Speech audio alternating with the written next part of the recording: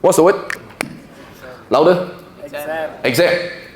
I want to ask you a very simple question that you have never perhaps thought of before. What is an exam? A test of your skills. A test of your skills? Interesting. What is an exam? So I ask you an even better, yes? Test of your memory. Interesting. We shall see. Is that really true? So watch. There are 3 parts to an exam.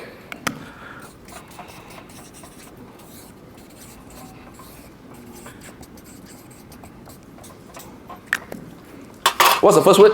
No. Louder? No. Second word? Do. Third word? Solve.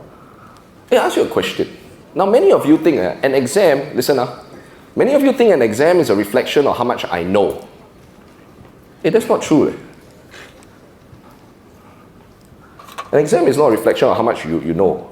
Because is it possible to do one thing? Everyone listen carefully. Is it possible to know a lot, but be unable to answer the questions properly? Hands up if it's possible to do that. So what if you go there and you memorize a lot of things also, but then you cannot answer question properly? Do you get a score, right, for how much you know? No. You get a score for how well you're able to answer the questions. Who agree? Hands up if you agree. I had a simple realization that the result was not based on how much I know. The result was based on how much I can answer the questions during a short amount of time. There's a huge difference. You spend a lot of time memorizing the content. I spend a lot of time being able to answer the questions. Very different.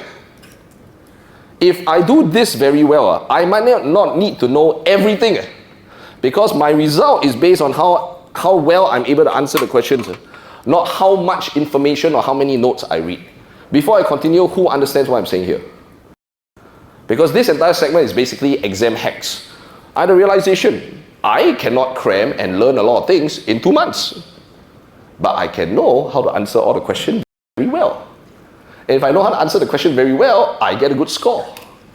My classmates spend all their time reading notes and memorizing content. I will spend all my time learning how to answer questions, because this is what I get a score for. Who understand this part? Please give me a thumbs up if you understand this part. If you get this, this is the biggest hack. Everybody clear? Okay, so this was what I realized. What is an exam? Please write down. The ability to answer questions under pressure, under time pressure. It's as simple as that. The ability to answer questions under time pressure. That's it. And so if I want to ace the exam, I must only do 2 things. Be able to answer questions under time pressure. If I keep practicing these 2 things only, I know how to answer questions under time pressure, I'll be very good at exam taking. Before I continue, raise your hand if you understand what I'm saying so far. It's not about how much I know. It's not how much I memorize. It's not how many notes I read. No. It's only about being able to answer questions under time pressure. Please give me a thumbs up if this makes sense to you. And the better I am at answering questions under time pressure, the better I am at the exam.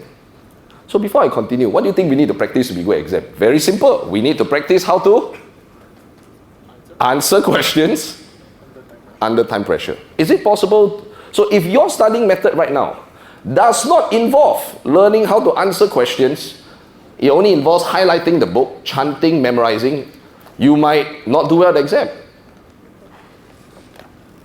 Because many of us, our studying method when I was a grinder last time involved 90% reading, chanting, memorizing, 10% answering questions. Then you find when I go to exam, actually I don't know how, I'm very stressed. How many of you, your current preparation method is a lot of reading, memorizing, not a lot of answering questions? Hands up if that's you. And for the same people that raise your hand, right, how many of you find that when you actually go and answer the question, a bit difficult? That's why. David, listen, when you spend all your time reading, do you know what you become good at? Reading. When you spend all your time chanting, you know what you become good at? Chanting. But when you're like me and you're short on time and you spend all your time only learning how to answer questions, you become really, really good at answering questions. So that's the hack. The hack is don't spend so much time just reading and chanting and memorizing. Most of your time should be the other way around. I am paid or I am rewarded for answering questions. I will spend most of my time learning how to answer questions really well. And I'm also rewarded for answering these questions under time pressure. So later on, Dylan will talk about how you can answer questions really well under time pressure. So does your practice need to be under time pressure? Hands up if you think so. Of course. So I noticed something, because I am short on what? Time. I noticed my friends spend all their time taking the thickest textbooks. I'm telling you what not to do. Thickest textbooks. As if one not enough also.